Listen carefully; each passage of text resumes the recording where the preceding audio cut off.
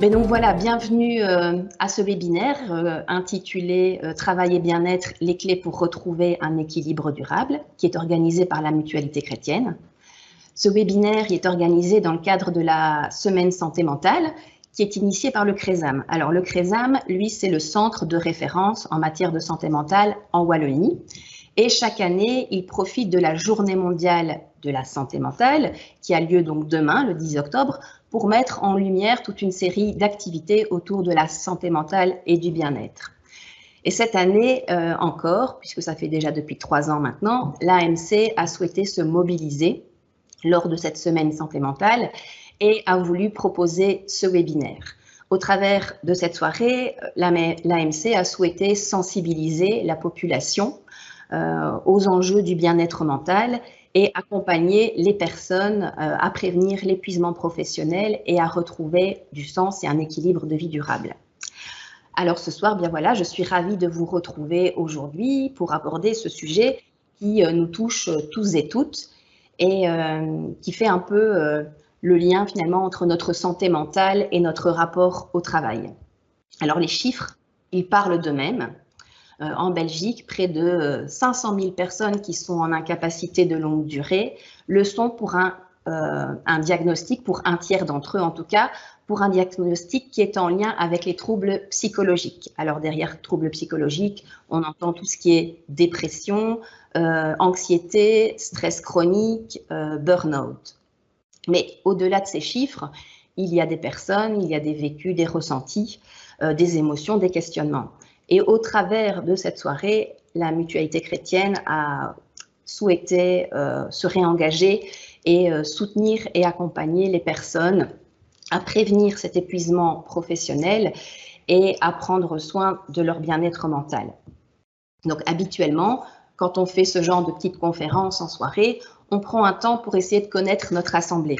Alors ici, comme nous sommes en ligne et qu'en plus on a connu quelques petits soucis techniques, on ne va pas prendre ce temps pour vous questionner là-dessus, mais c'est pour ça qu'en amont, on vous a envoyé un petit questionnaire avec juste quelques questions qui nous permettaient de savoir un peu qui était derrière son écran ce soir. Alors, rapidement, pour vous faire une petite présentation de qui est là ce soir, on voit que majoritairement, nous avons un public féminin, pour quasiment les 4/5 du public. On voit qu'au niveau de la tranche d'âge, principalement, nous avons des gens dans la quarantaine, qui ensuite suivis des quinquas et après des trentenaires qui arrivent juste après. On voit qu'actuellement, la majorité d'entre vous sont occupés par un emploi et qu'il y a également des personnes qui sont en insatisfaction par rapport à leur rapport au travail. Donc, ce n'est pas l'insatisfaction du travail, mais c'est vraiment la question de ce rapport au travail qui est remise en question.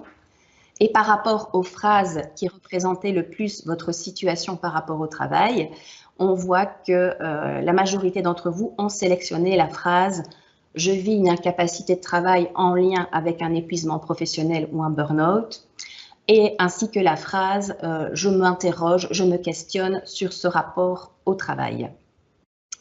Donc voilà, juste, je vais reprendre un petit moment par rapport aux résultats de ces questions pour vous rappeler que ce webinaire, il s'inscrit vraiment dans un moment de prévention, dans une démarche de prévention, mais qu'à tout moment, si vous ressentez des difficultés, en tant que mutualité, nous ne pouvons que vous conseiller de vous orienter vers un professionnel pour en parler, même si ce soir, le webinaire que nous allons vivre ensemble peut être un pas supplémentaire vers un mieux-être.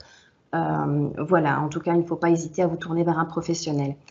Aujourd'hui, on a la chance d'accueillir Stéphanie Delroas, qu'on verra après à l'écran, mais je vais déjà un petit peu vous la présenter. Elle est docteure en psychologie et elle est chargée de cours à l'Université de Mons. Alors ce soir, elle va nous proposer des clés de compréhension ainsi que des outils et des pistes pour vous aider à réaligner votre quotidien avec vos besoins et vos valeurs. Alors, je vais brièvement vous parler de comment va se passer la soirée. Donc ici, on vit un petit moment d'introduction qui a été un petit peu bousculé par des soucis techniques, mais je vois que les gens continuent à se connecter, donc je pense qu'au final, tout le monde aura retrouvé le bon chemin. Donc ici, voilà le petit mot d'accueil, mais après, évidemment, on va passer la parole sans trop tarder à Stéphanie Delroy, que je viens de présenter. Et après son intervention, on consacrera 20 à 25 minutes aux questions-réponses. Mais donc, n'hésitez pas, pendant l'intervention de Madame Delroy, à déjà poser vos questions via la petite icône que vous voyez en haut à droite, Q et R.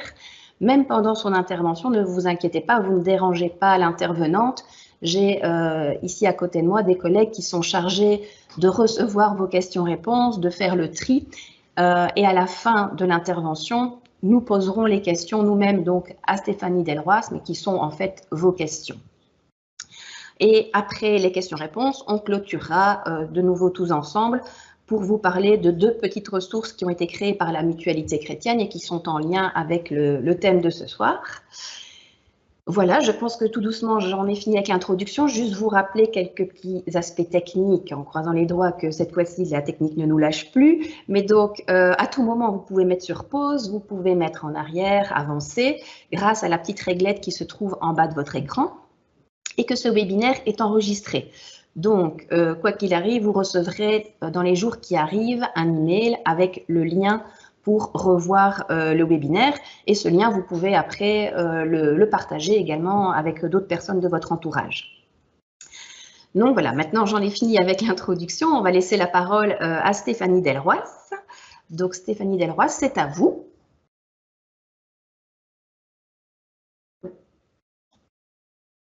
Voilà, c'est bon, mon micro est désactivé. Super, alors je vais commencer juste par partager mes slides, comme ça tout le monde pourra les voir. Donc, bienvenue à toutes et tous dans ce webinaire. C'est vraiment le plaisir de passer ce temps avec bien installé, parce que c'est important quand on parle du bien-être et du travail d'être bien. Et donc, je vais spécialement vous parler du sens du travail ce soir. Et j'en profite aussi pour remercier la Mutualité chrétienne pour, en tout cas les différentes personnes qui travaillent pour leur confiance et leur enthousiasme. Donc voilà. Alors, je vais commencer par une brève présentation de qui je suis et notamment mon appartenance à différents projets. Donc, je suis effectivement professeure de psychologie à l'Université de Mons, mais je travaille aussi à l'UC Louvain. Et en fait, depuis toujours, j'ai une double casquette qui est à la fois celle de la psychologue du travail, en m'adressant à tous les aspects professionnels qui sont susceptibles d'amener une souffrance chez l'individu, et une casquette de psychologue clinicienne ayant accompagné pendant plus d'une dizaine d'années des personnes qui souffraient justement de stress professionnel et de burn-out, plutôt professionnel que burn-out parental. Et dans mes thématiques de recherche, c'est finalement ces thématiques-là qui ont toujours suscité mon intérêt, à savoir le stress, le burn-out, le sens du travail, le sens de la vie. Et dernièrement, justement, c'est plutôt le retour au travail. Et j'ai cofondé avec 2 associés la start-up Mélimpus, qui a développé une méthodologie qui utilise en partie la technologie, donc la réalité virtuelle, pour aider les personnes à retourner au travail. Voilà, donc n'hésitez pas aussi si vous avez des questions le concernant, à les poser, même si ce n'est pas le but principal de ce soir, mais plutôt de parler de vous et du sens du travail. Et alors, je terminerai par un rôle super important qui est, je suis maman aussi. Et je me suis toujours dit, tiens, est-ce qu'il faut choisir finalement entre sa carrière et son rôle parental. C'est pas toujours évident de faire les deux, mais je pense que parfois on peut trouver un équilibre et je vais vous montrer ce soir aussi à quel point finalement le travail permet aussi de trouver un sens à sa vie et d'équilibrer parfois, enfin de trouver un équilibre entre la vie privée et la vie professionnelle. Alors, je vais commencer par, finalement, pourquoi quand on parle de travail, on parle de bien-être et quand on parle de bien-être, on parle de travail. Alors, vous allez voir au cours de cette présentation, il y a différents petits exercices de réflexion personnelle que vous allez faire de votre côté. Il n'y aura pas évidemment, vu le nombre de participants, d'interaction, mais c'est pour que vous puissiez aussi vous utiliser directement ce que je vois avec vous ou pouvoir faire des liens entre ce que je vous dis et votre expérience propre. Et donc, je vais vous demander de réfléchir assez rapidement à ce que signifie le mot travail pour vous et indiquer les différents mots qui vous viennent à l'esprit quand vous pensez au mot travail. Alors, ça peut être des mots positifs, ça peut être des mots négatifs, peu importe. Et ensuite, vous allez en choisir 3 qui vous parlent le plus aujourd'hui et essayer de penser à pourquoi cela et pas l'autre. Voilà, je vous laisse vraiment 2 petites minutes pour faire cet exercice-là, ce qui me permet déjà, moi, de me reposer.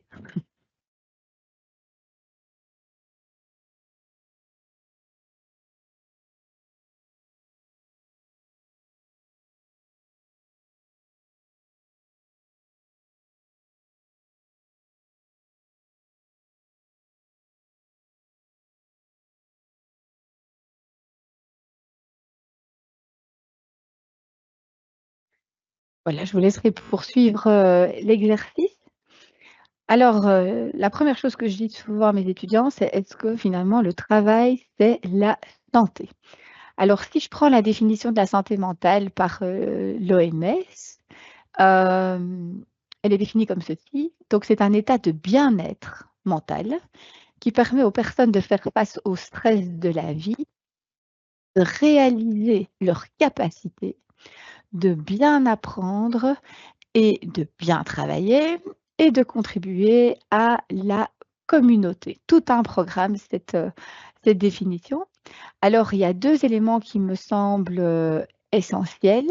La première, c'est la notion et la place du bien-être dans la santé mentale et la deuxième, c'est justement la place que peut avoir le travail dans la santé mentale. Alors, pour bien comprendre de quoi parle-t-on quand on parle du bien-être, je vais commencer par le définir, sachant qu'on a finalement 2 perspectives en psychologie pour comprendre ce que c'est le bien-être. Alors, je dis en psychologie, mais en fait, ça vient de la philosophie et une philosophie d'abord plutôt épicurienne pour la perspective hédonique du bien-être. Alors, ça veut dire quoi? Ça veut dire que certains psychologues considèrent que le bien-être, en tout cas tout un courant de la psychologie, considère que le bien-être vient du plaisir finalement qu'on peut ressentir, d'un certain niveau de satisfaction, le fait qu'on soit content avec sa vie, qu'on puisse vivre un maximum de petits plaisirs simples. Donc c'est ce qu'on appelle la perspective purement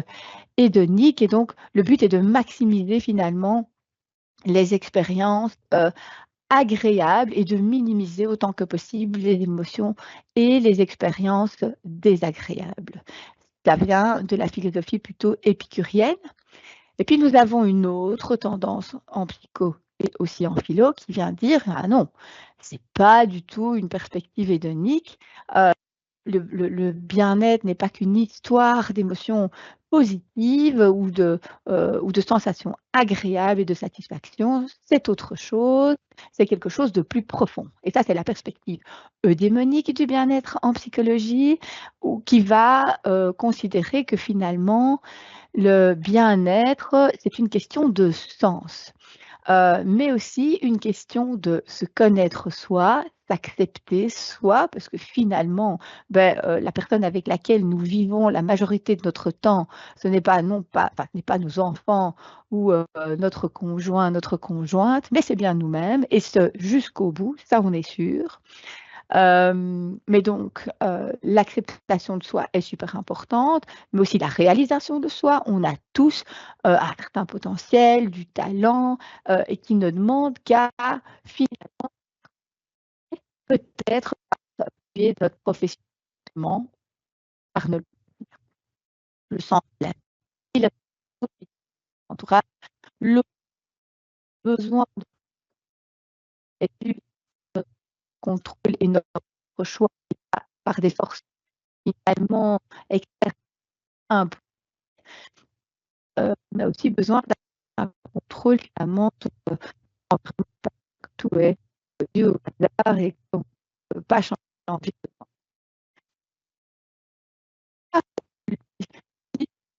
Pourquoi le travail a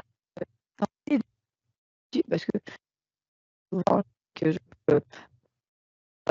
peux prendre quand je dire que Excusez-moi, Madame Delroy, je me permets juste de vous oui, interrompre parce que on a un souci. Votre son semble très assuré et vu les remarques qui arrivent dans les questions-réponses, je vois que ce n'est pas que de notre côté, chez les participants aussi. Donc, je ne sais pas si il y a un souci, c'est peut-être la connexion ou c'est le casque, je ne sais pas.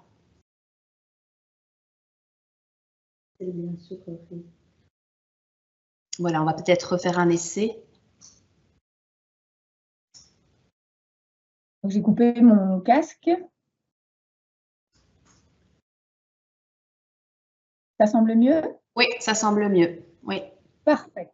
Désolée, je l'ignorais. Ok, alors je reprends.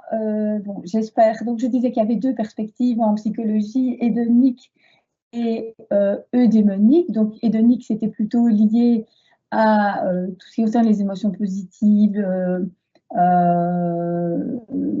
des expériences agréables, etc. Alors que eudémonique, on est dans quelque chose de plus profond qui va avec l'acceptation de soi, le sens de la vie, etc. Et donc, j'en venais à dire, mais finalement, pourquoi diable le travail participerait-il à la santé de l'individu? Alors, je provoque un peu parce qu'effectivement, moi, ayant suivi pendant plus d'une dizaine d'années des personnes qui souffraient de burn-out, je pourrais avoir une vision bien plus pessimiste parce que j'ai plutôt vu des personnes finalement qui étaient abîmées par le travail. Mais justement, nous, j'ai gardé une vision plutôt positive, notamment quand j'ai vu les personnes se reconstruire après un burn-out ou après une période de stress. Et donc, oui, le travail peut participer à la santé de l'individu dans la mesure où il permet d'abord d'exprimer son potentiel, de s'accomplir, accomplir une certaine vocation, de se sentir utile à la société, parce que on a, comme je disais, tous des talents qui ne demandent qu'à être exprimés, et si en plus ça peut être utile à autrui, à l'environnement, peu importe, mais c'est plutôt positif, si je puis dire, contribuer.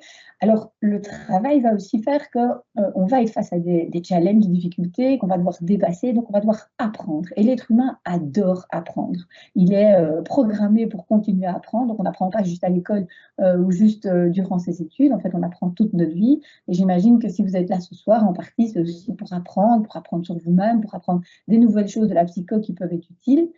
Et donc, on est dans cette perspective-là et le travail permet d'apprendre.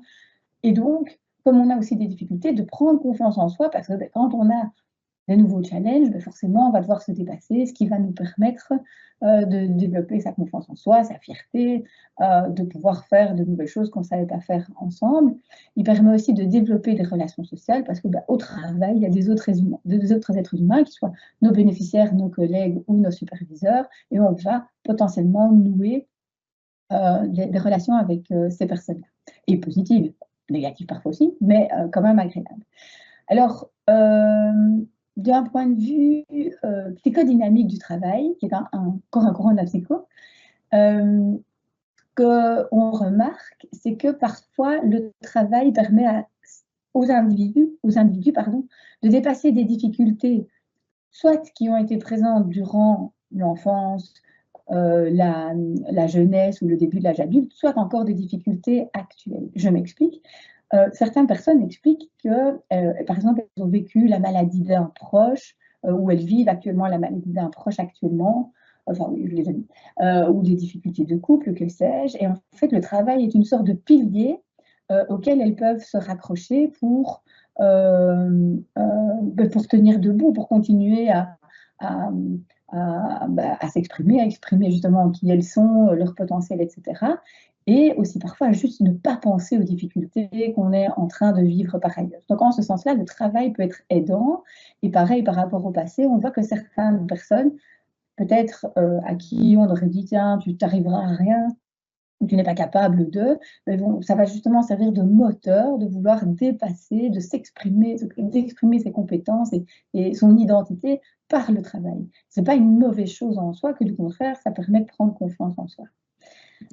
Enfin, quand on regarde les indicateurs de santé mentale auprès des personnes qui n'ont pas d'emploi, qui sont sans emploi, on constate que souvent, ces personnes sans emploi ont une plus faible estime de soi, des niveaux de dépression et d'affect négatifs qui sont beaucoup plus élevés, enfin, donc estime de soi plus faible et niveau de dépression plus élevé chez donc chez les personnes sans emploi que chez les personnes qui travaillent. Donc, moi, je vais dire, bah oui, c'est super, donc le travail participe à la santé. Mais évidemment, en psycho, rien n'est jamais simple. Il y a toujours des mais, parce que l'individu est complexe et tout ce à quoi il doit faire face est complexe, y compris son environnement. On sait clairement que le travail peut aussi nuire à la santé. Je ne vais pas vous dire le contraire. Et quand je vois justement différents graphes qui ont été montrés avant mon intervention, ben, clairement, on voit plutôt que le travail semble nuire à la santé des personnes qui participent ici ce soir.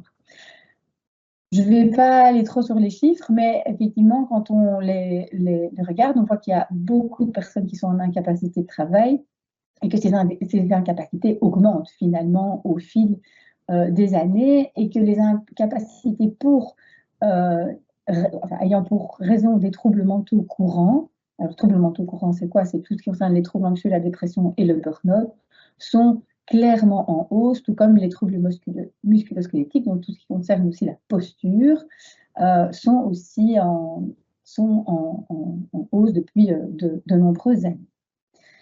Et donc, j'en viens à finalement quelque chose d'assez nuancé. Le travail, c'est la santé, bien sûr, mais il y a certaines conditions et nous allons voir ensemble maintenant quelles sont ces conditions exactement. Parce qu'il faut savoir que quand on commence son travail, finalement, en général, tous les travailleurs ont commencé un nouveau job au début de leur carrière avec un relatif enthousiasme. Alors, je ne peux pas faire une généralité, mais ce qu'on observe dans la littérature, c'est que c'est souvent cette espèce de lune de miel, de grande source d'inspiration, de parfois surinvestissement qu'on peut avoir même dans le travail tout au début, parce qu'il y a une grande motivation, c'est quelque chose de nouveau, on a envie d'apporter quelque chose à l'entreprise ou à nos bénéficiaires, enfin, on a envie d'apporter quelque chose, donc il y a cet enthousiasme qui est très présent. Alors la bonne nouvelle, évidemment, parce qu'il y en a, c'est que cet enthousiasme peut durer toujours. Il peut durer toute notre carrière professionnelle, mais évidemment, il y a toujours des conditions, et ces conditions sont globalement au nombre de 2.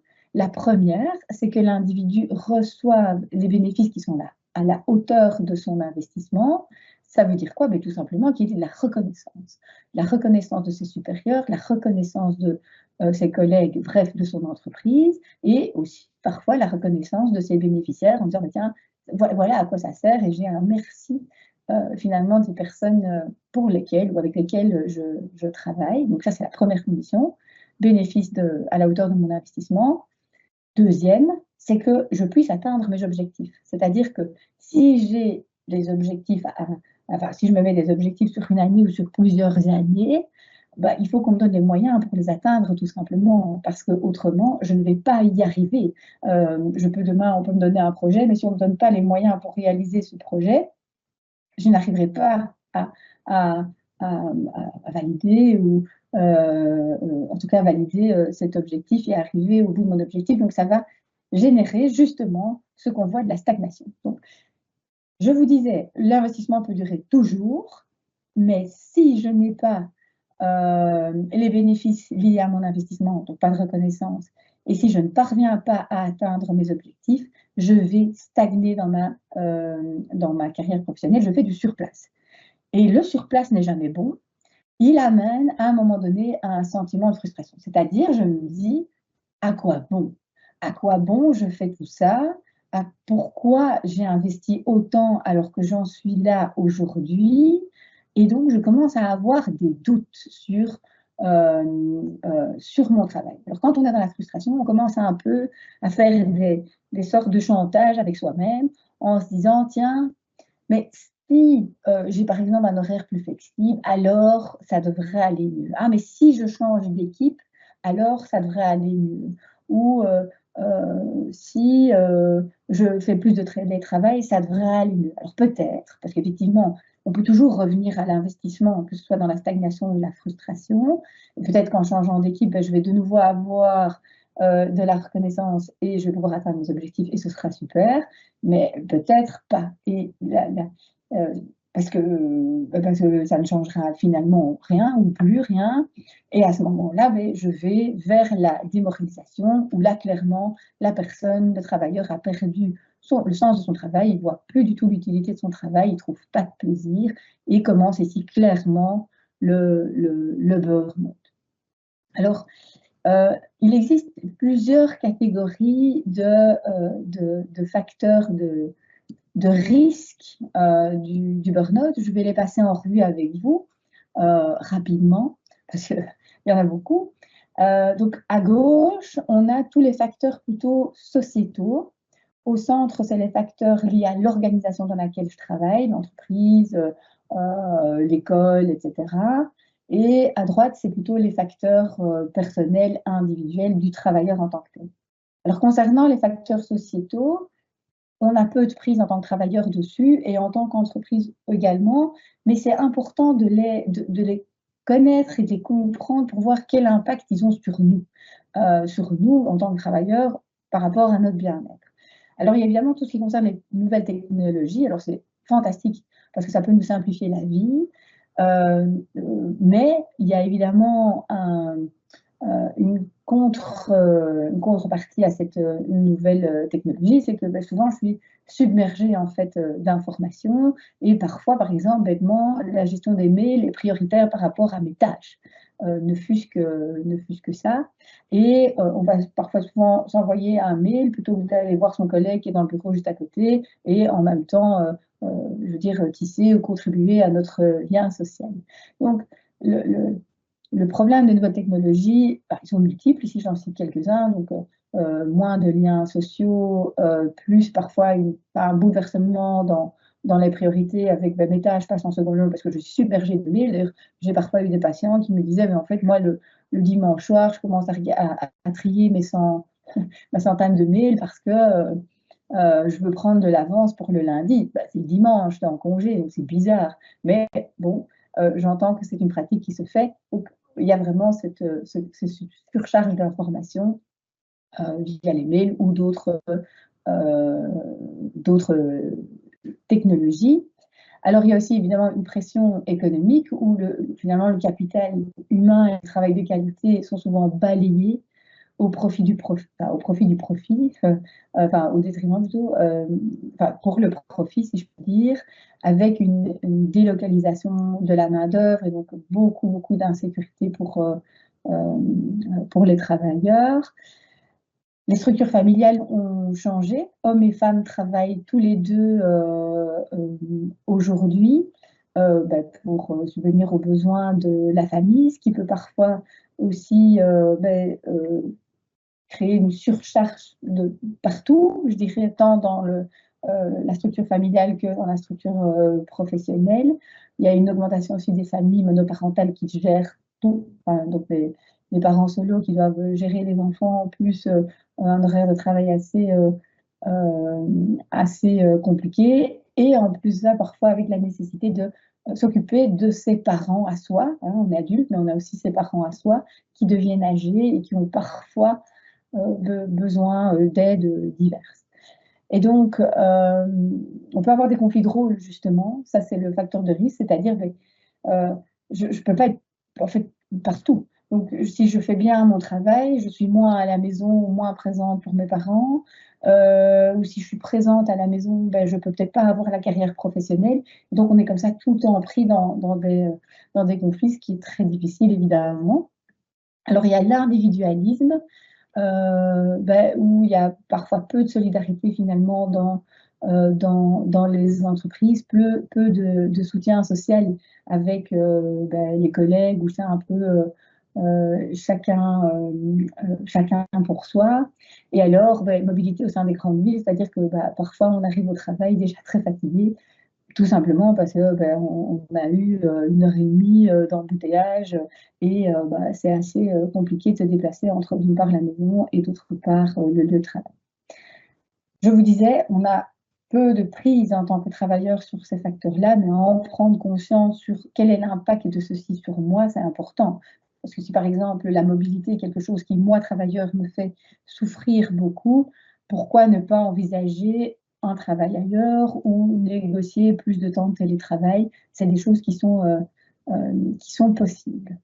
Alors concernant les facteurs organisationnels, il y a tout d'abord l'organisation du travail qui comprend bah, à la fois mes objectifs, enfin, donc le rôle, ma fonction, mes objectifs, mes tâches, ma responsabilité, l'autonomie que je peux avoir, le contrôle que je peux avoir dans ce que je fais, ou alors mon travail est finalement décidé par quelqu'un d'autre et j'ai pas grand-chose ou peu à dire, la reconnaissance, par le biais aussi du leadership et la qualité du leadership, c'est très important.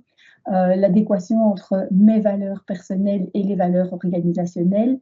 On a parfois des personnes qui ne se retrouvent plus dans les valeurs de leur entreprise parce qu'elles trouvent que justement le capital humain a été délaissé au profit d'autres priorités.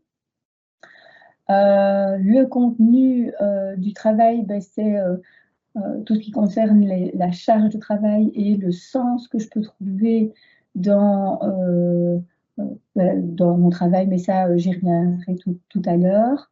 Les conditions de travail, c'est-à-dire est-ce que j'ai une possibilité d'apprendre, est-ce que j'ai une possibilité de me développer, est-ce que j'ai une possibilité de carrière, est-ce qu'il existe une certaine flexibilité dans les horaires justement pour pouvoir aussi trouver un équilibre entre la vie privée et la vie professionnelle. La sécurité de l'emploi, super important. Et moi, j'ai dit sécurité, plus je suis à risque de stress et de burn-out.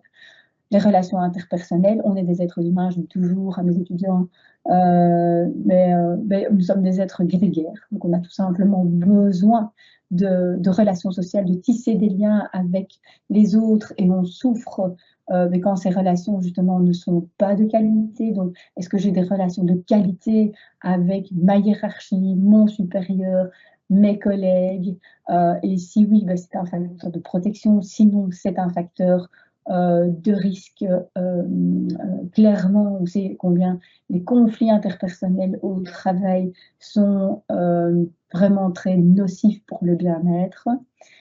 La communication, est-ce que on est dans une communication plutôt relativement, je veux dire, transparente ou que du contraire, rien ne se dit. Voilà, il y a peu d'informations qui circulent et donc on ne sait pas ce qui se passe, on l'apprend parfois par le biais des médias. Ça, c'est vraiment pas très bon en fait pour le bien-être du travailleur. Et enfin, les conditions de vie au travail concernent l'environnement physique, c'est-à-dire quid du bruit, quid de l'éclairage, de l'équipement des locaux, la lumière, la température. Donc, c'est plutôt le côté ergonomique aussi du travail. Alors, je vais enfin aller sur les variables personnelles. Donc, on sait qu'il y a des personnes qui sont plus à risque que d'autres finalement d'avoir un burn-out. Notamment concernant les variables démographiques, les femmes sont plus à risque, tout simplement parce qu'elles ont encore beaucoup le double rôle de s'occuper de la famille et avoir une carrière. Les jeunes, pas seulement les jeunes femmes, les jeunes gens sont plus à risque tout simplement parce qu'ils ont moins d'expérience pour faire face à différentes situations de stress. Et les jeunes gens ont aussi plus de mal à concilier à la fois la vie de famille avec parfois des enfants en bas âge et la carrière professionnelle. Alors les célibataires sont plus à risque parce que ils ont moins la possibilité d'aller parler de leurs difficultés, de leur journée, que ce soit des chouettes choses ou des moins chouettes choses, avec leur conjoint, donc ils ont moins de soutien social. Et enfin, un dernier facteur de risque qu'on trouve dans la littérature, c'est que les personnes qui ont une formation plus élevée sont plus à risque de burn-out. Pourquoi? Pas parce qu'elles ont une formation plus élevée, tout simplement parce qu'elles ont souvent un poste à responsabilité plus élevé. Alors, le perfectionnisme, clairement, est un facteur de risque. Donc, c'est des personnes qui ont justement des normes, des standards sur leur propre travail, parfois sur le travail de l'autre aussi, mais surtout sur leur propre travail très, très élevé. Donc, avant qu'elles soient contentes d'elles-mêmes, il faut beaucoup. Et elles ont en général une autocritique assez dure, enfin assez forte. Donc, elles ne vont pas tolérer l'erreur chez elles, pas spécialement chez les autres, mais chez elles. Elles vont s'en vouloir, elles vont culpabiliser quand elles font une erreur ou quand elles trouvent qu'elles n'ont pas été assez performantes. Donc, voilà, ça c'est des facteurs qui montrent un peu le perfectionnisme. Le névrosisme, c'est la difficulté à gérer les émotions négatives. Donc, c'est des personnes, quand on a un névrosisme élevé, c'est un trait de personnalité, on a tendance à beaucoup plus, davantage ressentir de l'anxiété, de la déprime, de la culpabilité, de la colère. Alors, quand on a un névrosisme faible, on régule mieux ses émotions négatives, donc on a tendance à moins les ressentir. Ça veut pas dire qu'on n'en a pas, ça veut dire qu'on en a moins. Le locus of control, ça c'est ce qu'on appelle le lieu de contrôle, c'est-à-dire on a des personnes qui vont plutôt considérer qu'elles ont un certain contrôle sur l'environnement, sur les éléments de leur vie. Celles-là ont tendance à être moins à risque de burn-out, alors que quand le lieu de contrôle est externe, c'est-à-dire qu'on considère qu'on n'a pas d'influence sur notre environnement, que ce qui est, on n'a pas de prise, on est plus à risque de burn-out parce qu'on ne sait tout simplement pas comment faire face aussi. Alors, concernant le style de vie, clairement, avoir une alimentation saine, avoir un bon sommeil, avoir des activités physiques et des loisirs nous protège, alors que l'absence d'un bon style de vie, d'une bonne hygiène de vie est un facteur de risque. Et concernant les événements de vie, si on vit des événements négatifs qui demandent, enfin des événements privés négatifs qui demandent quelque part, je veux dire qu'on puisse du temps pour qu'on puisse concilier la vie privée et la vie professionnelle, ça peut être un facteur de risque si on a ces événements-là. Alors, tout dépend de l'entreprise dans laquelle on est. Si l'entreprise est plutôt soutenante en nous disant, écoute, là, tu vis quelque chose de difficile, prends du temps pour toi, c'est plus facile que si finalement l'entreprise ne montre pas beaucoup de flexibilité. Alors, j'avais un petit exercice pour vous, mais je vais poursuivre en fait, parce que comme on a commencé plus tard, j'ai un peu moins de temps, mais pour réflexion, je vais peut-être vous proposer de vous repérer, vous l'avez déjà fait en fait, pendant que j'ai décrit les différents facteurs de stress, vous avez certainement repéré les facteurs de stress, enfin les facteurs sociétaux qui sont à risque chez vous, les facteurs de votre entreprise qui sont à risque chez vous, et si vous étiez dans vos caractéristiques personnelles, si vous aviez des facteurs. Donc, je ne vais pas, je suis sûre que vous les avez déjà repérés, mais ce que je voulais surtout partager avec vous, c'est finalement, quand je dépeins ce facteur de risque, on pourrait se dire, mon Dieu, on est tous foutus. Surtout que les facteurs société, je vous ai dit qu'on n'a pas beaucoup de prise et on sent bien qu'on est dans une société telle que je l'ai un peu décrite. Mais en fait, fort heureusement, le burn-out, c'est pas qu'une histoire de je cumule les facteurs de risque, c'est aussi, je cumule l'absence de ressources. Et c'est là toute l'importance. C'est pas parce que j'ai des facteurs de risque que je vais d'office faire un burn-out. Si j'ai des ressources, en fait, je suis pas beaucoup moins, en tout cas, je suis moins à risque de burn-out parce que tout est une histoire d'équilibre, en tout cas en psychologie, c'est souvent comme ça, entre d'une part ce qu'on appelle les exigences d'un emploi et d'autre part les ressources. Alors, si on n'a que des exigences, on est clairement à risque de burn-out, je ne vais pas vous mentir.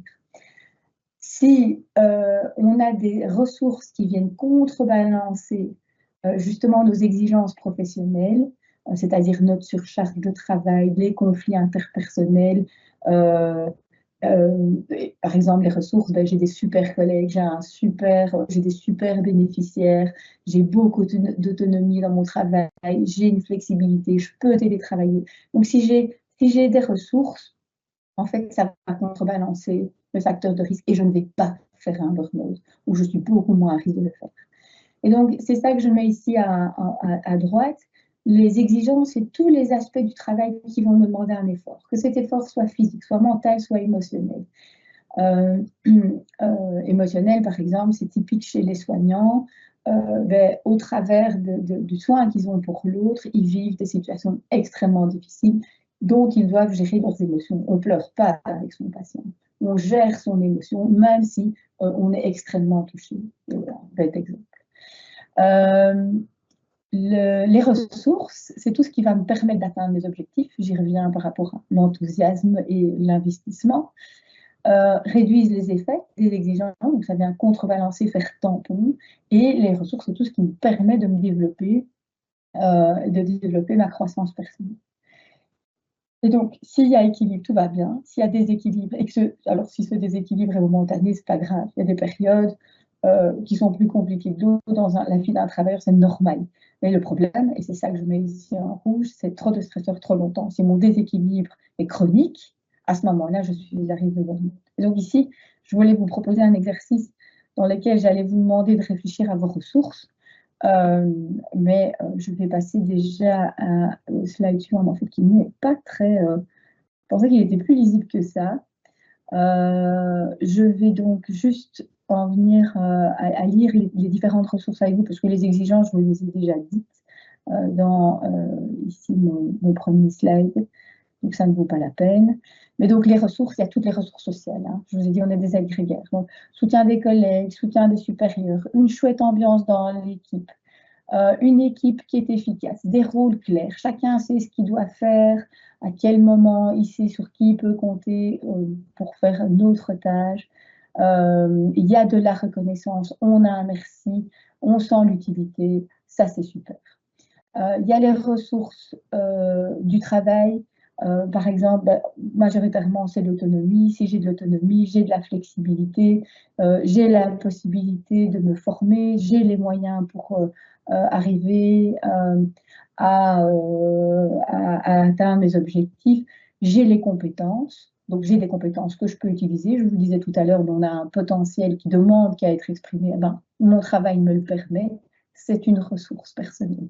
Même si j'ai des challenges, même si c'est difficile par moment, je peux me développer. Oh, je ne comprends pas. C'est ma montre qui se m'enroule, désolée. Donc, disponibilité des outils, utilisation des compétences, oui. Et si, évidemment, je n'ai pas des compétences et qu'on me laisse le temps aussi pour les développer, qu'on me propose une formation, donc c'est aussi avoir un panel de formation, d'apprentissage. Et alors, il y a voilà, les ressources développementales, recevoir du feedback, évidemment du feedback constructif, avoir une perspective de carrière, avoir une communication claire, avoir un salaire juste par rapport à ce qu'on fait. Donc, il y a un ensemble de ressources professionnelles et puis il y a des ressources personnelles. Comme je vous disais tout à l'heure, je vous disais plutôt les facteurs de risque, mais si je prends voilà, quelqu'un qui a confiance en lui, quelqu'un qui est optimiste, qui est flexible, qui sait mettre ses limites, qui est proactif, qui a une certaine forme de résilience, qui a envie de se développer, c'est des facteurs de protection, évidemment, alors que je vous ai parlé tout à l'heure des facteurs de risque, je ne vais pas y revenir. Et donc, j'en viens maintenant à ma deuxième partie, qui est, mais Ok, maintenant on sait, voilà, facteur de risque, balance entre d'une part des exigences et d'autre part des ressources. Donc comment faire?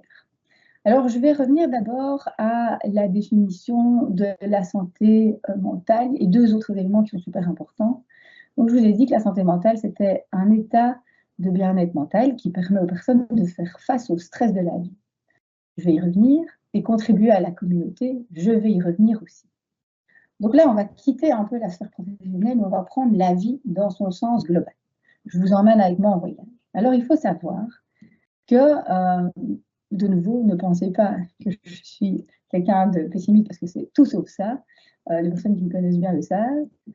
Chaque individu va rencontrer des difficultés dans sa vie. Ça fait partie. Et donc, j'ai mis ici quelques images d'événements de vie négatifs, mais donc les épreuves, les doutes, le stress, ça fait partie de la vie. On ne sait pas y échapper. J'ai parfois eu des patients qui me disaient Stéphanie, moi, je veux une vie sans stress. Je leur dis, ça n'existe pas. À partir du moment où vous sortez de chez vous pour aller chercher votre pain, il y a du stress, il y a la pollution, il y a du bruit.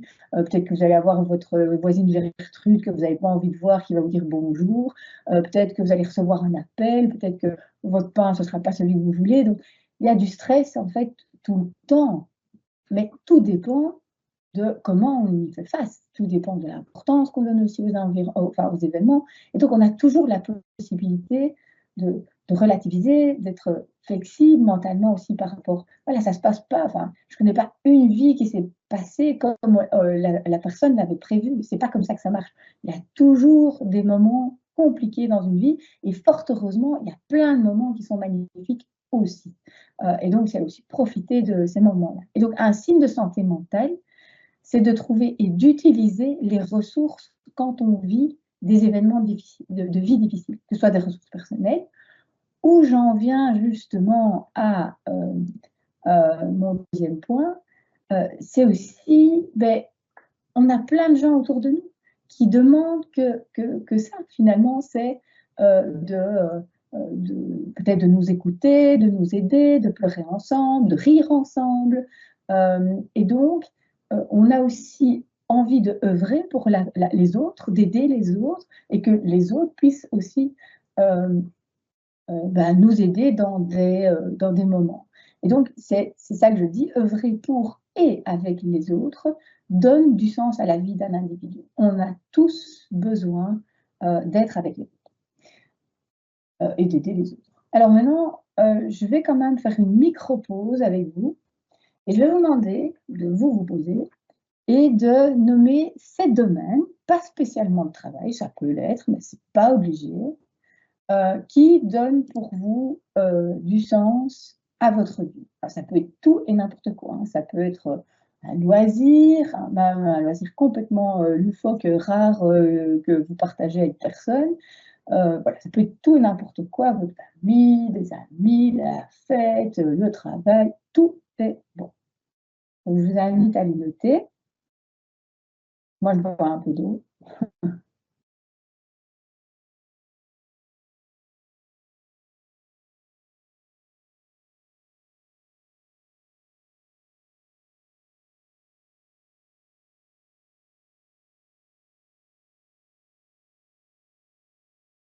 Et une fois que vous les avez notés, vous allez remplir juste à côté, donc vous écrivez votre domaine, les 7 domaines, et après, par rapport à chacun, vous allez noter votre niveau de satisfaction. Donc, imaginons le domaine 1. Vous avez mis, je ne sais pas moi, le tennis, parce que vous adorez jouer au tennis avec vos amis le jeudi soir. Pas aujourd'hui, mais le jeudi soir. Imaginons que vous mettez ça. Vous allez noter à quel point vous êtes insatisfait, -3, -2, -1, moyennement satisfait 0, ou très satisfait 1, 2 ou 3. Donc ça, vous allez faire pour chaque domaine. Et ensuite, vous allez indiquer à quel point le domaine est important pour vous. Et en ne donnant pas la même importance à tous les domaines. Donc, imaginons que vous avez 7 domaines, le tennis, le travail en 2, en 3, vous indiquez La famille, eh ben, vous allez donner après le degré d'importance. Peut-être que la famille, ce sera 7, que le tennis, ce sera finalement 4, le travail 6. Je vous laisse noter ça. Et puis, je vous dirai finalement comment moi j'utilise ce questionnaire, qui est un questionnaire validé. Je crois que j'ai oublié de mettre les auteurs.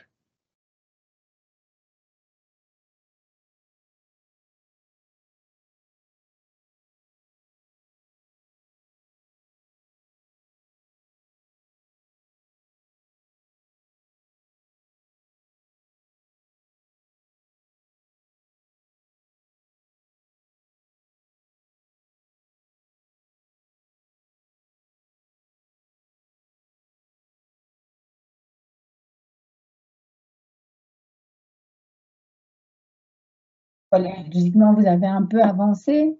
Alors, comment moi j'utilise les résultats? C'est que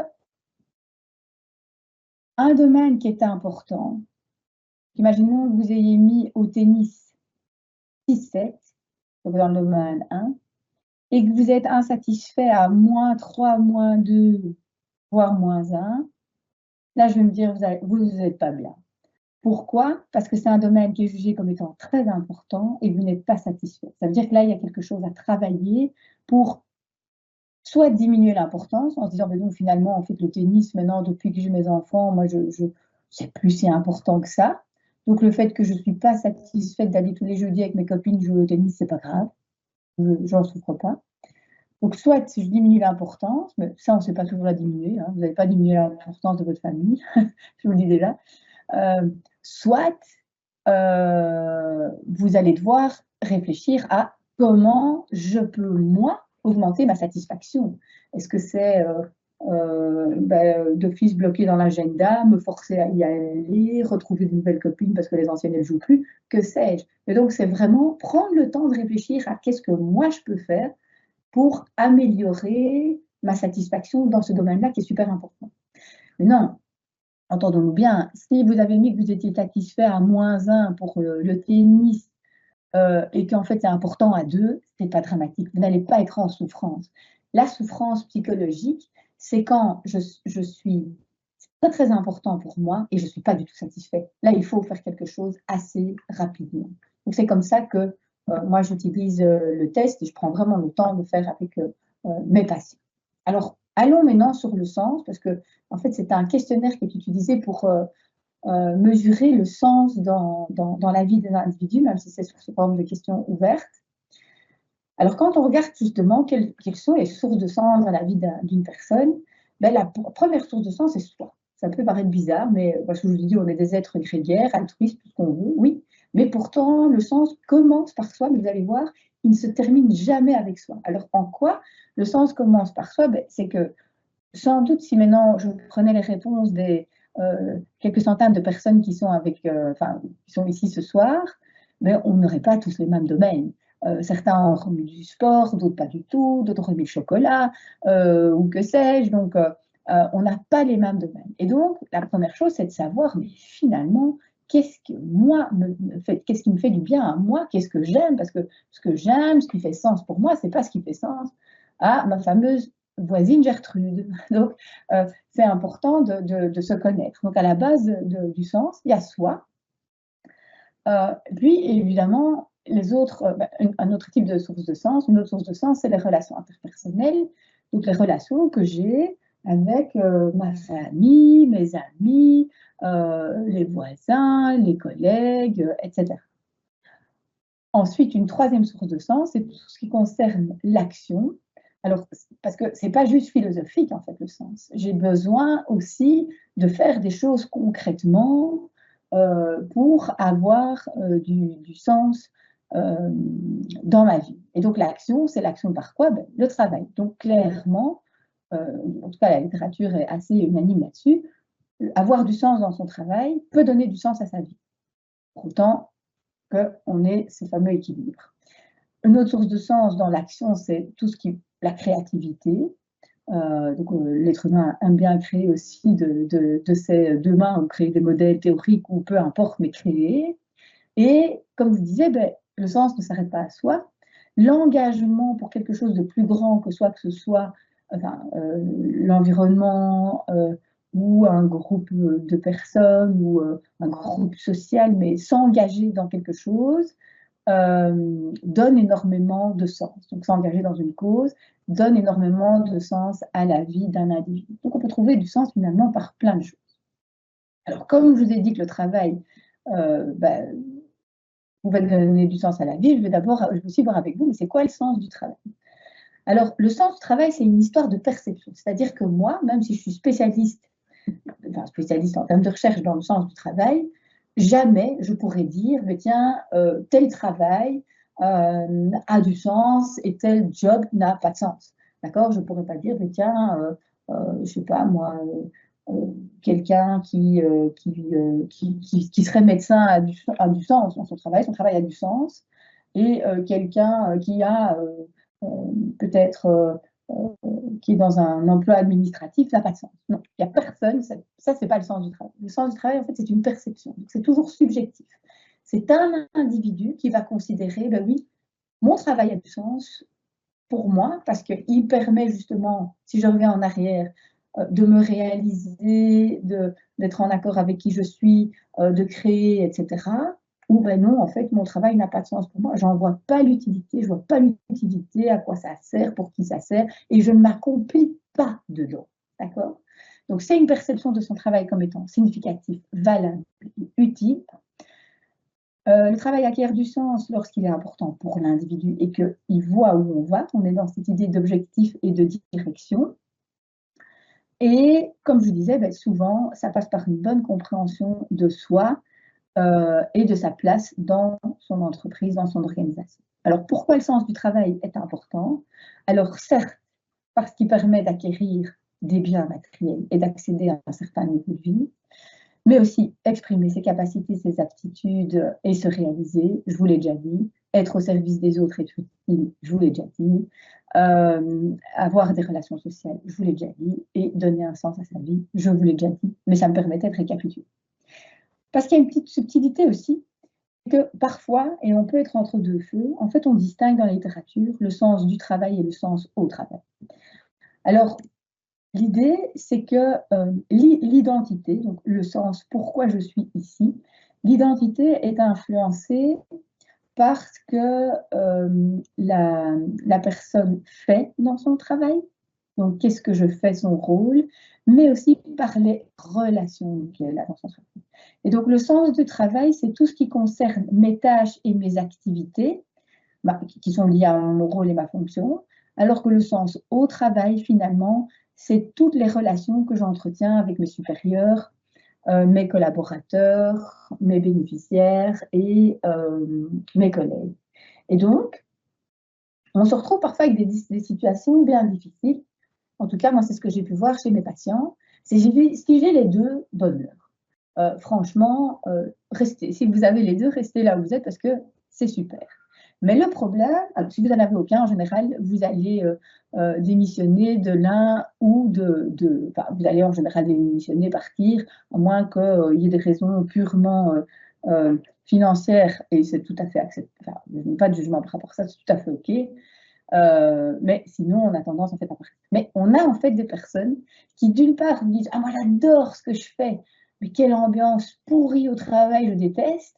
Ou alors on en a d'autres qui nous disent « Ah, mais moi j'ai des top collègues, mais je déteste ce que je fais, je m'ennuie, ça n'a pas de sens, c'est débile, enfin, on a un peu de tout. » Et c'est pour cette personne-là que c'est le plus compliqué, en fait, où j'ai l'un, mais pas l'autre. Et on se dit « Oui, mais si je pars, est-ce que je vais trouver mieux ailleurs ?» Et ça maintient, en fait, l'individu qui n'est pas super bien dans un certain immobilisme. Ah bien, mon chat qui se manifeste. Désolée. Mais donc, il a peut-être du sens dans mon travail ou dans son travail. Mais donc, voilà, si j'ai les deux, c'est super. Si j'ai aucun des deux, je pars. Mais quand j'ai l'un ou l'autre, je suis dans un vrai dilemme. Et ça, il faut être accompagné à ce moment-là parce que peut-être que finalement, les relations sociales sont vraiment très, très importantes pour vous. Et donc, si vous n'avez pas de sens au travail, ça va être compliqué. Ou alors, pour vous, ce n'est pas super important. Le plus important, c'est de faire ce que vous aimez faire. Et à ce moment-là, de nouveau, vous allez trouver du sens. Ça va aller, en fait. Dans l'équilibre global, ça va aller. Donc, c'est important aussi de se poser ces questions-là par rapport au sens. Et donc, voilà, ici, on a finalement les caractéristiques, mais je les ai déjà vues par ailleurs, parce que les modèles, finalement, se retrouvent, hein, mais il y a différentes caractéristiques du sens du travail, donc c'est clairement l'utilité sociale. Faire un travail qui est moralement justifiable, ça, on n'insiste jamais assez, mais quand on n'est pas en accord avec les valeurs de son rôle, de son entreprise, on n'y arrive pas, c'est pas possible. Parce que on ne peut pas changer nos valeurs personnelles. Si vous avez des valeurs humaines très fortes et qu'on vous dit en fait il n'y a que le business qui compte et l'être humain on s'en fout, ça ne va pas aller en fait, parce que vous ne savez pas, on ne sait pas mettre nos valeurs de côté. On sait stopper un comportement, mais on ne sait pas stopper une valeur en fait. C'est trop identitaire une valeur. Donc la rectitude morale est importante. Comme je vous ai dit, on adore apprendre, donc avoir un travail où on peut continuer à se développer, se former, c'est super important. Avoir de l'autonomie, donc juste pouvoir décider ce qu'on fait dans notre travail. Et ça, on voit souvent chez les institutrices qui, je vais sortir mon chat, je suis désolée, mais sinon ça ne va pas aller. Donc les institutrices qui disent finalement, j'ai pas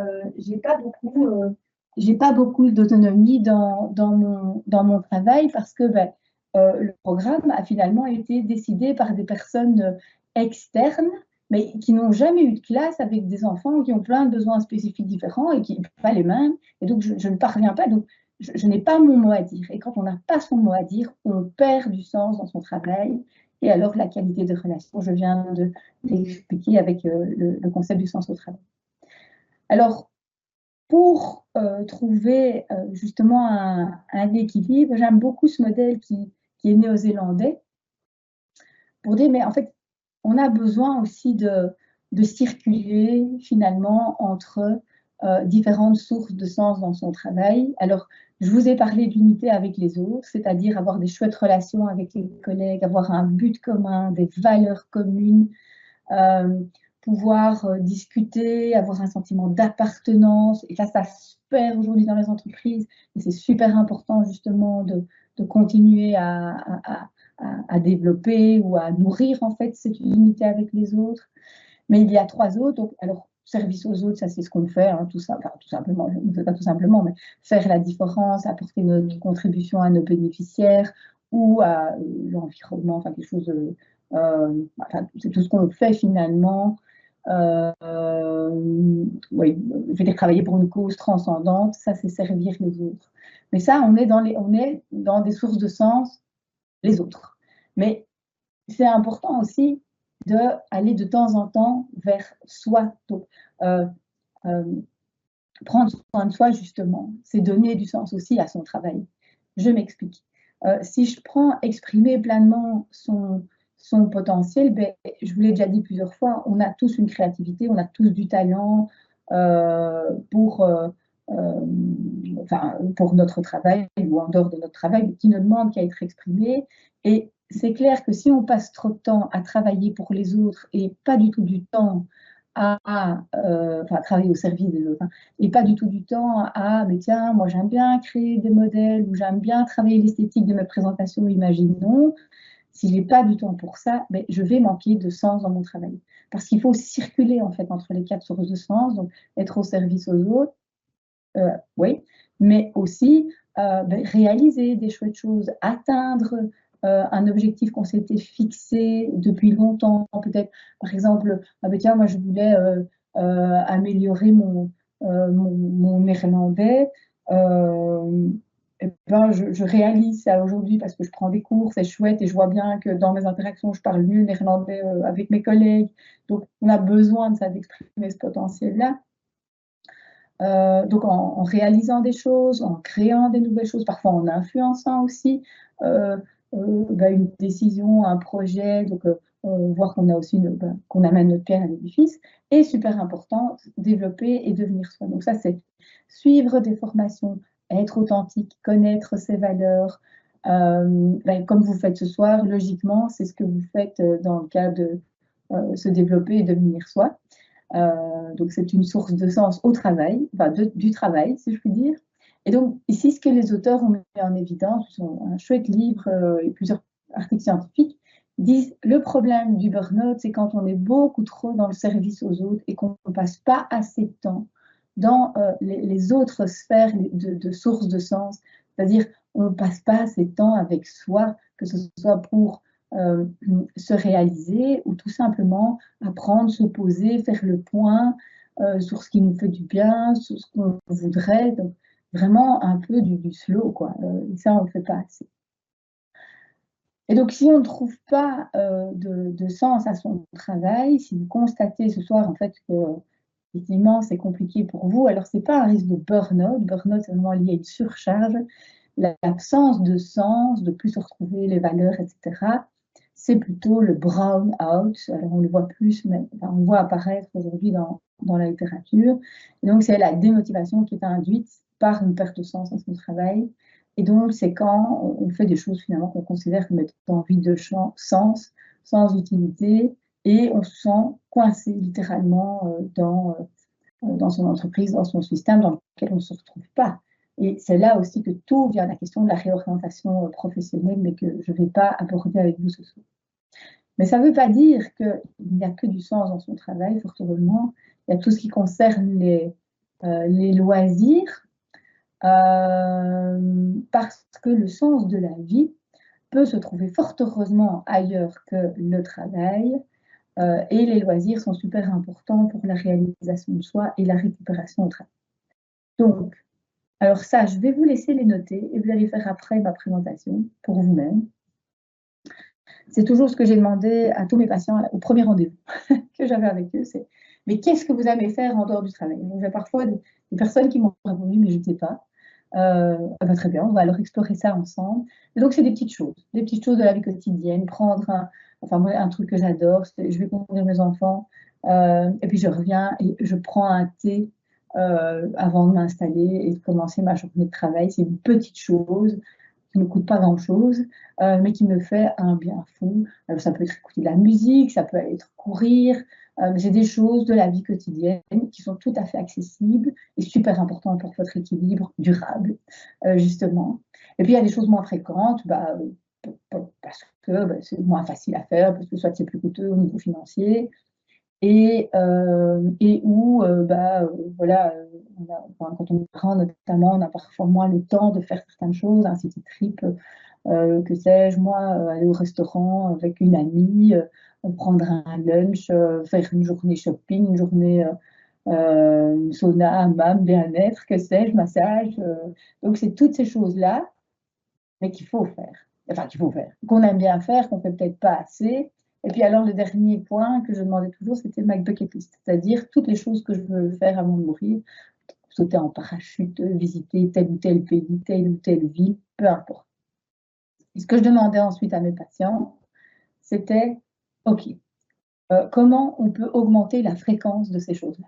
Juste augmenter la fréquence des petites choses de la vie quotidienne, des choses moins fréquentes.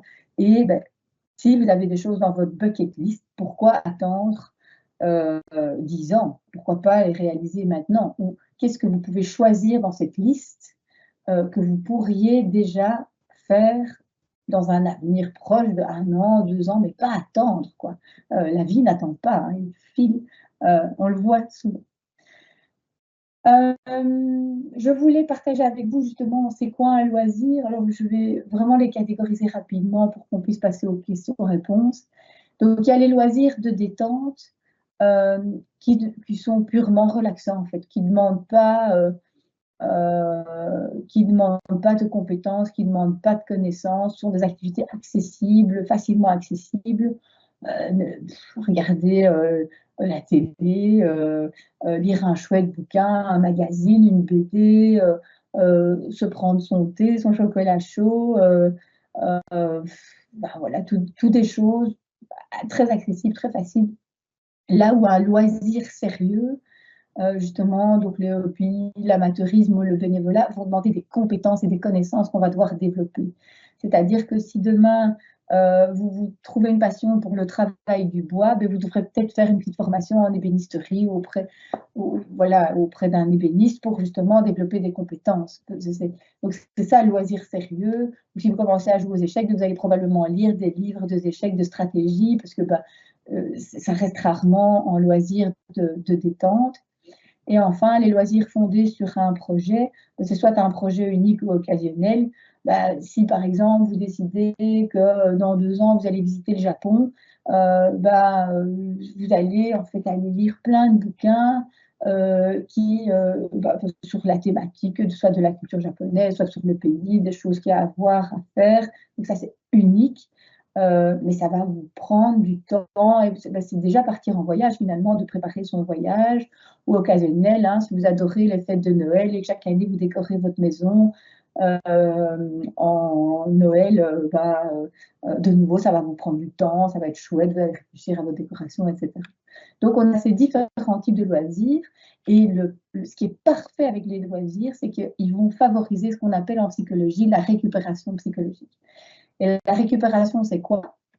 C'est le fait d'avoir un niveau de base, un niveau de contrainte de base. C'est-à-dire, je ne suis plus du tout stressée par rapport à mon travail. Et notamment avec la notion de détachement psychologique, que je vous expliquerai là tout de suite. Alors, les activités de récupération, il y en a autant que d'individus, mais il y a des différences intra-individuelles et inter-individuelles. Intra-individuel, ça veut dire que ce qui va me détendre moi n'est peut-être pas ce qui va détendre ma voisine Gertrude ou vous. C'est-à-dire que moi, mon histoire de thé, il y a certaines personnes à qui ça a peut-être parlé, d'autres qui disent rien du tout, je déteste le thé ou que sais-je. Donc c'est ça, il y a des différences, pardon, inter-individuelles, on ne se ressemble pas, enfin on se ressemble sur certains points, mais pas sur tout. Et intra-individuel, il y a des moments où certaines activités vont vous faire du bien et d'autres périodes de votre vie, pas du tout. C'est-à-dire que peut-être que l'hiver, regarder la télé, c'est quelque chose qui va vous permettre de récupérer, mais en été, ce sera plutôt aller boire un verre avec des copines ou des copains parce qu'il fait beau, vous avez envie de sortir. Alors que ça, en hiver, vous êtes en mode j'hiberne, il fait noir, je veux mettre mon plaid et être cosy chez moi. Et donc ça c'est... ça change, quoi. On ne peut pas être rigide dans nos activités de récupération, il faut être flexible, justement. Alors, il y a 6 activités de récupération, mais qui rejoignent en fait ce que j'ai déjà dit, donc je vais aller assez vite.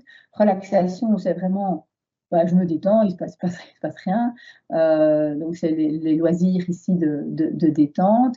Et puis, le contrôle, ça rejoint justement les loisirs sérieux, à savoir que je vais devoir développer des compétences et des apprentissages.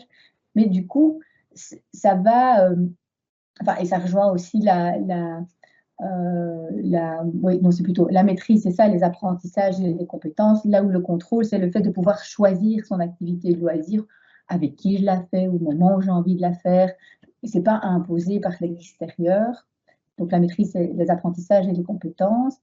Mais l'avantage, je peux poursuivre, hein, donc, j'ai déjà dit, on sait que les loisirs donnent du sens à la vie de l'individu. Les loisirs permettent aussi de rencontrer d'autres personnes. Je vous ai dit ça pour le travail, mais c'est vrai aussi pour les loisirs. Et fatalement, vous allez rencontrer des personnes qui vous ressemblent. Si vous adorez faire du scrapbooking, vous allez rencontrer des personnes qui font du scrapbooking, qui ont peut-être une certaine notion de créativité, etc., comme vous. Donc, on va s'affilier avec des personnes qui nous ressemblent par l'intermédiaire des loisirs. Et tout ça pour dire que quand je suis dans mon loisir, en fait, je ne pense pas au travail. Et j'en viens avec cette notion de détachement psychologique qui est essentielle, en fait, pour récupérer du travail. C'est qu'à un moment donné, j'arrête juste de penser au travail et d'être au travail. Parce que ça, j'ai souvent fait avec mes patients. Je leur dis, tiens, vous travaillez combien d'heures par semaine? Alors, ils me trouvaient effectivement un nombre d'heures relativement raisonnable. Je leur disais, oui, mais si je compte, si je vous demande maintenant la même question, mais en comptant les heures où vous pensez à penser et que vous passez à penser à votre travail, alors là, on avait des scores qui explosaient. Pourquoi? Parce qu'on rumine par rapport au travail. Et ça, c'est ça qu'il faut essayer d'arrêter. Alors, facile à dire, vous avez vu. Mais donc, le détachement psychologique, c'est ne pas seulement uniquement être physiquement éloigné de son travail, c'est mentalement cesser de penser à son travail, se désengager cognitivement. Donc, concrètement, le loisir permet de faire ça. Parce que quand vous regardez Netflix, logiquement, vous ne pensez plus à votre travail. Quand vous lisez un chouette bouquin, vous ne pensez plus à votre travail. Quand vous êtes avec vos amis, logiquement, vous ne pensez plus à votre travail. Mais parfois, c'est compliqué, on peut quand même avoir des pop-up, enfin des pensées. C'est vraiment se dire, ici et maintenant, je ne sais rien faire. OK, il y a eu un problème, peut-être technique, mais OK, mais vous ne savez rien faire. Vous serez demain au travail. Aujourd'hui, vous n'y êtes pas. Là, maintenant, ce soir, vous êtes ici. Demain, vous serez au travail. Donc, vous aurez le temps de résoudre ça demain. Comme pour les mails du dimanche soir. En fait, vous ouvrez déjà dans votre cerveau le travail, alors que le dimanche, il devrait rester fermé. Enfin, votre cerveau devrait se fermer au travail, et là, vous ouvrez déjà. Et c'est pour ça que moi, je déconseille souvent de travailler en dehors des heures. Mais on se dit, oh, oui, mais comme ça, je m'avance pour demain. Mais non, parce qu'en fait, vous ouvrez potentiellement le fichier travail et tout ce qui est lié. Vous n'allez pas juste faire ça. D'ailleurs, je suis sûre que ça vous est déjà arrivé. Je vais juste répondre à un mail. Mais non, parce qu'entre-temps, vous en recevez 10 et donc vous allez répondre à tout. Et donc, à ce moment-là, l'équilibre vie privée, vie professionnelle est compliqué parce que vous avez ouvert la boîte du travail. Donc, c'est la garder fermée un maximum. Les loisirs peuvent aider et le contrôle de ses pensées. Et on sait évidemment que les personnes qui ont du mal à se détacher psychologiquement ont plus de stress, etc. Dernier point avant de conclure. Donc, pour gérer son temps de travail, c'est aussi justement privilégier ce que je vous ai dit tout à l'heure, les activités de détente, parce qu'on a des activités qui se permettent une détente psychologique et physique très importante. C'est rien faire. Hein. En gros, c'est la sieste, Netflix, un bon bouquin, la petite tasse de thé, c'est sympa. Il y a des activités qui permettent de se détendre psychologiquement, mais pas physiquement. Donc, typiquement le sport ou les autres activités dont je parlais, les loisirs sérieux, parce que ça, en fait, ça va vous mobiliser. En tout cas, physiquement, vous allez vous fatiguer. Et donc, c'est super, hein, mais faire attention aussi d'avoir quand même des activités de glande pure et éviter de passer toute notre week-end à faire que des activités finalement qui procurent du stress. Moi, j'ai mis faire les courses parce que je déteste ça, mais si vous aimez faire des courses, alors peut-être que ça rentrera plutôt dans la deuxième catégorie, c'est-à-dire des activités qui demandent de l'énergie physique, mais qui vont vous procurer une détente psychologique. Mais sinon, souvent, le week-end, en fait, on fait notre to-do list qui ne nous détend pas, ni physiquement, ni psychologiquement. Et c'est vrai que chez les personnes que moi, j'ai vues en consultation, j'avais des personnes qui avaient majoritairement, en fait, ce type de tâches en dehors du travail. Donc, c'est je ne me détends pas physiquement, je ne me détends pas psychologiquement. Et petit à petit, ce qu'on se faisait, c'était réintégrer justement les tâches où je me détends psychologiquement et physiquement et où je me détends aussi uniquement psychologiquement, donc typiquement le sport. D'autres choses. Voilà, j'ai été un peu vite parce que je voulais essayer de respecter votre sommeil pour en arriver à une conclusion. Et en fait, je n'ai pas de conclusion. Ce que moi, j'avais envie, c'est de vous laisser vous conclure avec finalement, avec quoi vous repartez ce soir pour vous-même, ou peut-être pour votre équipe ou d'autres choses, que sais-je, mais avec quoi vous repartez de ce que vous avez entendu dans ce webinaire. Je m'arrête de parler.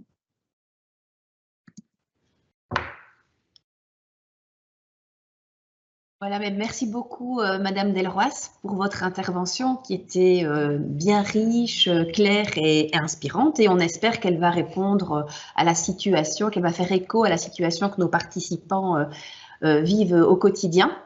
Alors, juste que j'ai oublié de préciser en introduction que les exercices que Madame Delroisse vous a soumis pendant son intervention, on pourra vous les transmettre également avec le mail qui contiendra le lien vers l'enregistrement. Donc, vous pourrez avoir encore l'occasion d'y revenir si vous en avez besoin. Et maintenant, on va peut-être passer un petit moment aux questions-réponses. Alors, si vous êtes prête, Madame Delroisse. Effectivement, on a eu plusieurs et pas mal de questions. Donc, mes collègues ont essayé de trier. Merci à elles d'avoir fait ce travail. Je vais vous poser une première question qui concerne… Alors, c'est vrai qu'on a parlé beaucoup de la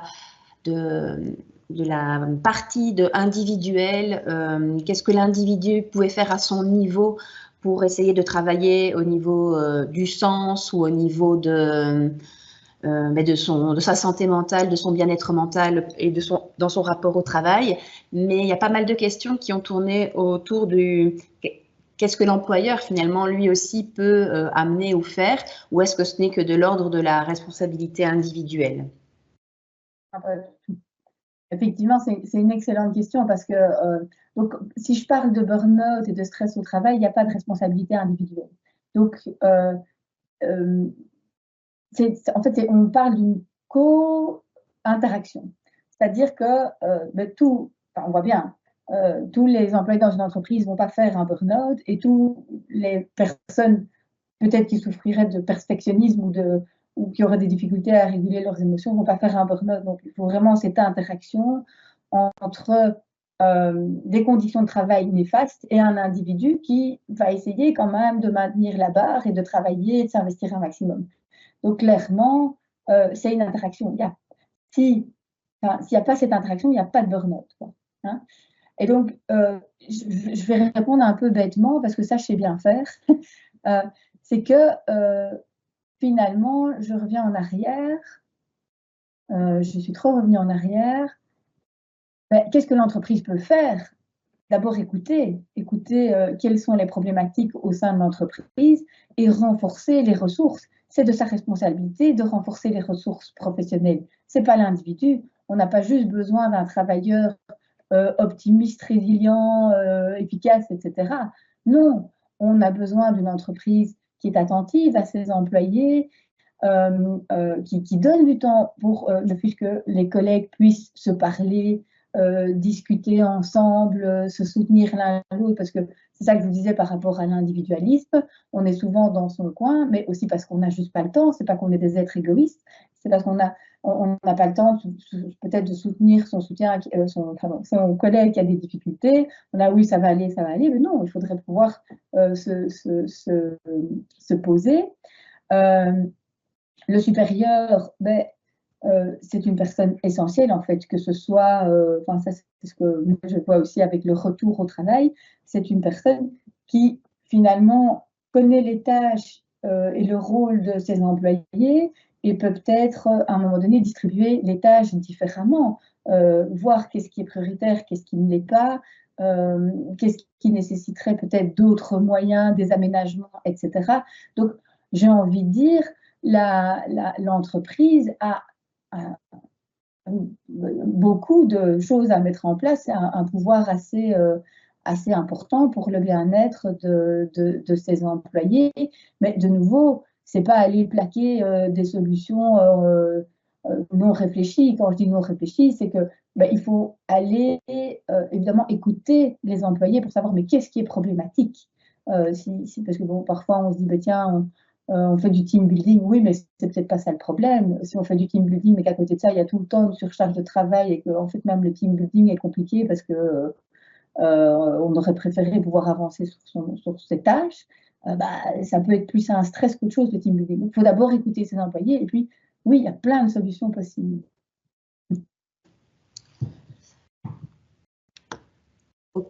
Ok, merci. Ok, merci beaucoup, Madame Delroze, pour cette réponse. Je vais encore peut-être vous poser une question. Ouais. C'était la question apparemment d'un jeune travailleur qui se demandait quels sont les facteurs, que ce soit d'ordre physique ou même lié à du bien-être, qui vont marquer qu'un burn-out s'annonce ou qu'on est en voie de s'en approcher. Quels sont un petit peu les facteurs auxquels on doit faire attention? Oui, oui, en fait, il y a dans la littérature, on a des signaux avant-coureurs. J'ai des slides quelque part, mais je ne sais pas. Enfin oui, je vais les citer comme ça, sinon j'aurais pu. Ou je les mettrai à disposition en plus comme ça, quand vous mettrez à disposition les exercices, je pourrais les mettre à disposition. Il faut juste que je les retrouve, mais je sais où ils sont, mais le temps que je cherche. Par exemple, des problèmes de sommeil sont souvent des signaux avant-coureurs de quelqu'un qui ne va pas bien parce qu'on est dans du stress chronique. De même que les maux de dos, travailler de plus en plus tard, renoncer en fait à des activités de loisirs ou des activités sociales parce qu'on veut à tout prix soit de se préserver en disant mais je suis déjà fatiguée et donc si je fais ça en plus je vais être encore plus fatiguée, alors qu'on se prive en fait de soutien social finalement, ou justement de se détacher psychologiquement de son travail pour amener du bien-être. Donc quand on a tendance comme ça à se renfermer sur soi, on voit qu'on est de plus en plus cynique, on voit que les émotions c'est quand même plus compliqué, on ressent plus d'anxiété, on ressent plus de déprime, on est plus en colère, on est plus quand même un peu plus cynique. Tout ça, on est souvent les personnes en burn-out se disent mais en fait je me reconnais plus. J'étais quelqu'un d'enthousiaste, de chaleureux, et là je souffle sur tout, je sale sur tout, c'est pas moi quoi. Mais donc voilà, travailler tard, reprendre du travail dès qu'on rentre chez soi ou dès que les enfants sont au lit. Oui, avoir des maux de dos, avoir des problèmes de sommeil, des maux au ventre, évidemment, des difficultés de digestion, tout ça, c'était des signaux avant-coureurs auxquels il faut être attentif. Ok, merci beaucoup, Madame Delroisse. Je vais prendre encore une toute dernière question, mais parce que je vois que le temps avance pour pouvoir terminer à une heure qui convient à tout le monde. Je vais peut-être vous poser une question par rapport aux valeurs. À un moment donné, vous aviez évoqué que les valeurs étaient personnelles, voilà, individuelles. Et quand on a un conflit de valeurs avec l'entreprise ou la hiérarchie, finalement, qu'est-ce qui reste à faire à la personne? Est-ce que c'est une situation de non-retour? Ou parce que quand on est engagé, à un moment donné, bien, on a peut-être un certain style de valeurs et puis bien, les gens évoluent, vieillissent, les valeurs peuvent évoluer aussi. Est-ce que voilà, ça peut être le signe que voilà, on ne doit plus, on doit aller vers un autre emploi ou voilà, il y avait des questions qui tournaient autour de ça. En fait, j'ai eu plusieurs patients ou travailleurs qui étaient dans le cas où ils se retrouvaient. Donc, ils se retrouvaient au début. En fait, il y avait vraiment un fit, une correspondance entre leurs valeurs personnelles et leurs valeurs professionnelles. Et à mesure du temps qui passe, soit eux ont changé aussi, ont une sensibilité différente. Et voilà, il n'y a pas de problème avec ça. Ou en fait, l'entreprise a changé.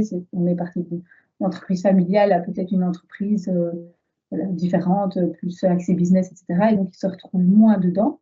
Et ce conflit de valeurs est devenu compliqué. Alors, est-ce qu'il faut partir?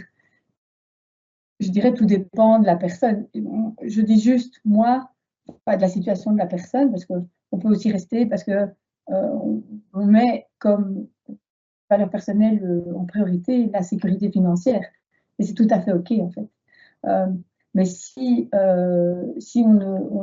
on a confiance en se disant je vais retrouver du travail ailleurs et vraiment je ne me retrouve plus dans les valeurs de mon entreprise, oui, ça peut être une solution de quitter son entreprise, parce que en fait, vivre un conflit de valeurs et un dilemme, parfois même un dilemme éthique, c'est difficile, quoi. Ça demande énormément d'énergie pour l'individu. Et comme je vous disais, en fait, autant on peut facilement changer de comportement, autant une valeur ou son éthique personnelle, sa morale, c'est difficile de changer ça. C'est assez stable chez l'individu. Ok, merci Madame Delroisse. Je vais peut-être juste encore en faire une dernière parce que voilà, certaines questions tournaient autour de l'équilibre, voilà, vie privée et vie professionnelle. Voilà, quels sont les conseils un petit peu concrets qu'on peut donner à nos participants ce soir pour essayer de maintenir cet équilibre? On a bien compris que ça ne devait pas toujours être via un changement radical, mais que ça peut être parfois des petites choses, des petits changements qu'on fait en toute conscience dans la vie quotidienne. Mais est-ce que vous avez des petites astuces ou des pistes très concrètes pour essayer d'aider les gens à rester dans cet équilibre durable? Ouais. En fait, sachant que dans un équilibre durable, il y aura toujours des moments de déséquilibre. Je crois que la première chose, c'est de se dire, voilà, il y a des moments, moi chaque année, je prends des bonnes résolutions au début d'année académique, je vais moins travailler. Et ce soir à 22h, je suis encore en train de travailler. Donc, je ris de moi-même, mais avec plaisir, hein, vraiment. Mais ce que je veux dire, c'est qu'il y a des moments où le travail déborde et c'est OK. Et il y a des moments où c'est la vie privée qui déborde et c'est OK. Donc la première chose, c'est la flexibilité en fait. C'est te dire OK, c'est pas grave s'il y a des moments où je travaille vraiment beaucoup d'heures par semaine et d'autres moments où on n'est pas constant. Hein. Si vous travaillez 50 heures une semaine, vous n'allez pas savoir faire ça pendant 8 semaines parce que votre cerveau n'est pas capable. À un moment donné, il va saturer, donc vous aurez besoin de moins de travail. Donc, première chose, c'est flexibilité. Deuxième chose, c'est mais qu'est-ce qui vous fait du bien à vous, quoi. Enfin, je m'adresse ici à tout le monde. Hein. De quoi avez-vous besoin, en fait? Parce qu'il n'y a pas de truc et astuce. Enfin, s'il y en a, c'est le truc et astuce, c'est prenez conscience de ce qui vous fait du bien, de ce dont vous avez besoin ici et maintenant, parce que c'est peut-être pas ce qui vous fera besoin, enfin, ce dont vous aviez besoin il y a un mois et ce dont vous aurez besoin dans 3 mois. Donc, c'est ici et maintenant.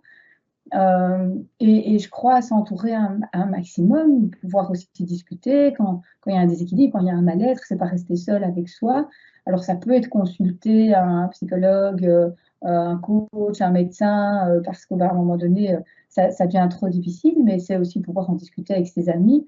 Je crois que parfois on est trop à vouloir montrer que tout va bien. Et justement, on voit bien à quel point, quand on parle avec des proches de nos difficultés, ils peuvent déjà nous rassurer parce qu'ils vivent la même chose et parfois nous apporter aussi conseils ou avoir des idées. Ah, tiens, si on partait entre copines au week-end, il y a plein de choses, quoi.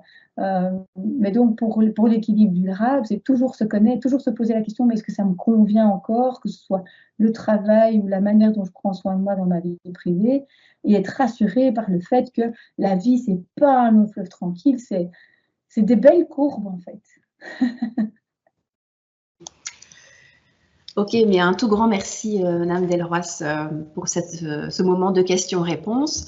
Tout doucement, on arrive à la fin de la soirée. On espère sincèrement que vous allez pouvoir repartir avec des éclairages utiles et peut-être quelques pistes pour poursuivre votre questionnement personnel quant à votre bien-être et votre rapport au travail. Je vais maintenant conclure la soirée, mais avant de vous quitter, on voudrait juste vous partager 2 petites ressources que nous avons créées au niveau de la Mutualité chrétienne. Donc le blog santé, vous y accédez via notre site internet mc.be, mais le blog santé, c'est vraiment la mine d'infos et de conseils pour améliorer sa santé au sens général du terme et aussi pour vous donner des petits trucs et astuces pour le bien-être au quotidien. Tous les mois, vous aurez 2 nouveaux articles qui sont rédigés par des experts santé et notamment le dernier qui vient d'être mis en ligne concerne le thème de ce soir. Il s'intitule « Les pistes pour prévenir le mal-être au travail ». On vous mettra également le lien dans le mail qui vous sera envoyé suite au webinaire et qui contient le lien d'enregistrement. Vous pourrez y revenir par la suite. Ce sera peut-être l'occasion pour vous une belle manière pour prolonger un peu la réflexion que vous avez commencé ce soir lors du webinaire. Le deuxième outil et la deuxième ressource que je voulais vous partager, c'est le site mc.be/agenda. Donc, c'est l'agenda des activités que l'AMC organise sur toute la Wallonie et Bruxelles. Et notamment en lien avec le thème du rapport au travail et toute cette question du bien-être au travail, nous proposons aussi une foule de conférences, d'ateliers, de groupes de parole. Donc, n'hésitez pas à aller sur l'agenda et peut-être que dans votre région, vous trouverez aussi des ateliers pour aller encore plus loin par rapport au thème qu'on vient de traiter ce soir en ligne. Et enfin, la toute dernière chose dont je voudrais vous parler, mais qui est très importante pour nous, c'est le moment d'évaluation. Donc, à l'instant, les collègues vont vous partager dans le chat le lien pour atterrir sur un formulaire d'évaluation. Voilà, ça ne vous prendra pas beaucoup de temps, mais c'est très important pour nous pour pouvoir améliorer nos prochaines activités et qu'elles puissent continuer à correspondre à vos besoins et vos attentes. Voilà, je pense que j'en ai fini avec tout ce que je devais vous dire. Je vais encore pleinement remercier Madame Delroisse pour son intervention et surtout pour sa disponibilité, car c'est vrai, comme vous le dites, travailler comme ça en soirée, ça ne faisait pas partie toujours des objectifs qu'on s'était fixés. dans les résolutions du début de l'année, mais vous voyez. En tout cas, un tout grand merci à vous et surtout aussi aux participants pour votre participation attentive. Merci à tous et bonne soirée. Au revoir.